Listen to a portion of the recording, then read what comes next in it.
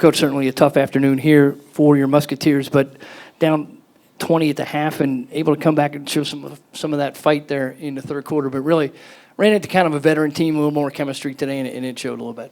Yeah, I took full blame for this one. I felt like our kids weren't ready to go from the tip. I think we got down 13-1, and for whatever reason, we didn't carry over from our spark on the other night. So I take full blame of that, and I just told them it's gut check time, and we have to prepare and be ready to go and be ready to fight. And what we want to be known as is the hardest working team in the Big East, and we didn't come out ready to go, and give all credit to Seton Hall. They came out ready to go. They made plays when they needed to, and they played harder than us tonight.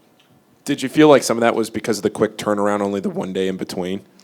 Definitely, but everybody has the quick turnaround. So what I said is we can't have an excuse, because in Seton Hall would have the same excuse, and they didn't. So at the end of the day, our schedule is our schedule, and we got to be ready to go. And we've been through this before. That's why we did the non-conference schedule that we did. So we just got to be ready to go and continue to get better every single day. What did you feel like changed in the third quarter that allowed you to play as well as you did, and then maybe what changed back in the fourth to the way it happened in the first half? Yeah, well, we battled some foul trouble, and I think in the halftime it was gut check time, and we talked about that and what we want Xavier women's basketball to look like. And we're supposed to be a team of fighters and give everything we have, and we didn't feel like we did that in the first half. And so third quarter we came out being us, the team that you've seen all season long.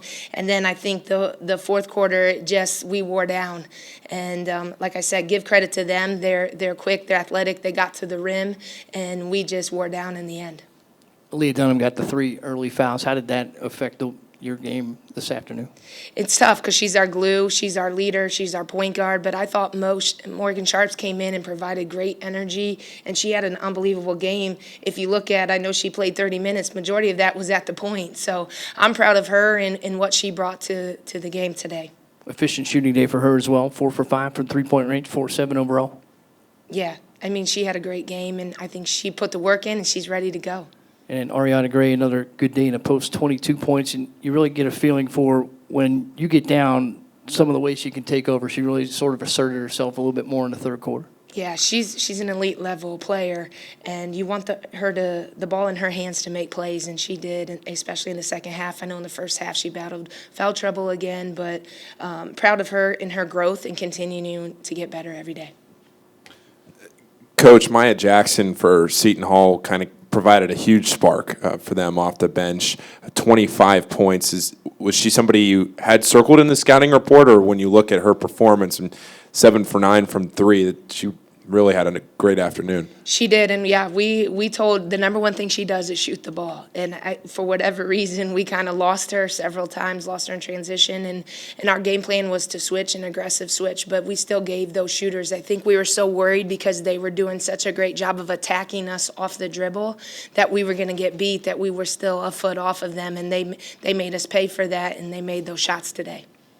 Sarah Leyendecker gives you 10 points on the afternoon, 4 of 4 from the free throw line, and she's still perfect for the season from the free throw line. Is that something you might be able to use moving forward, getting her in position to get a little more contact in the post? Definitely, and I mean, she's been a huge spark, and she's been putting the time in. She's been getting extra shots. She's going hard in practice, so there's no secret why she's having success on the floor. She's been practicing hard, and it's paying off for her. Yeah, off of that with Sarah, I felt like tonight she had a few post moves where she had made a great move, and then maybe once she spun to the basket, it felt like she wasn't really sure when she looked back up the hoop, where she was. And then a couple of those she got fouled and earned it from the line. But do you think that's just a learning curve for her, or through practice, or how do you see that developing? Definitely, and I think that's part of the post game is you're going to go against different body types. So against St. John, she went against a bigger, stronger kid, so she used her quickness. Well, tonight, Seton Hall's posts are shorter. They're 6 foot, and they're quicker. So I feel like they were cutting off her shoulder,